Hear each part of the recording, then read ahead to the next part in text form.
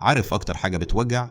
إنك تحاول والناس تقعد تقولك مش هتقدر، تشتغل وتتعلم وتسهر وتحارب، وفي الآخر تيجي الكلمة دي: خليك في مكانك، انت مش قد كده. مؤلم صح؟ بس خليني أقولك حاجة، ما يهمكش كلامهم. لو انت هتستنى تصفيقهم عشان تكمل يبقى انت مش فاهم حاجة في الحياة. الناس دي دايما عندها كلام، دايما عندها نصائح، دايما عندهم رأي، بس في الآخر مين فيهم بيعيش حياتك؟ كل واحد فيهم ممكن يقولك ما تقدرش، وانت ترد عليه وتقول انت مش بتعرفني ولا عارف انا فين. اللي زيك مش بيوقف، يمكن يمر بوقت صعب، يمكن ييأس، بس في النهاية اللي عنده عزيمة حقيقية مش هينكسر. أنا مش بقولك كده عشان أهون عليك، أنا بقولك كده عشان أقولك أنت قدها.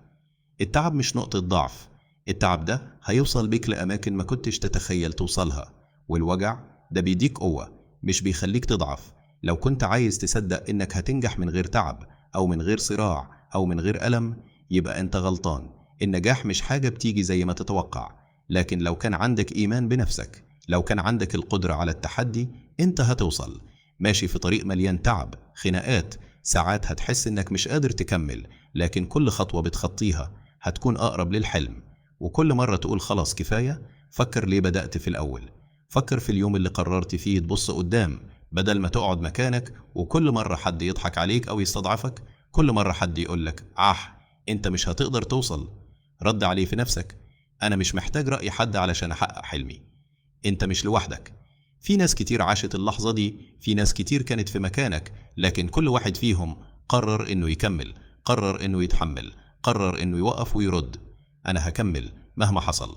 وعشان كده لما تبص في المراية وتقول لنفسك أنا فخور بنفسي، هتكون فعلا فخور. وأنت لو وصلت هتبقى عارف إن كل لحظة تعب كانت تستحق. الناس اللي رفضوك واللي شكوا فيك كلهم هيشوفوك وانت فوق، وهم لسه مكانهم. هتشوفهم، هتشوف نفسك بقى. انت مش هتوقف، لأنك ببساطة مش زي أي حد. وفي ختام الفيديو لا تنسى الاشتراك في القناة ومشاركتنا رأيك، دعمك يهمنا.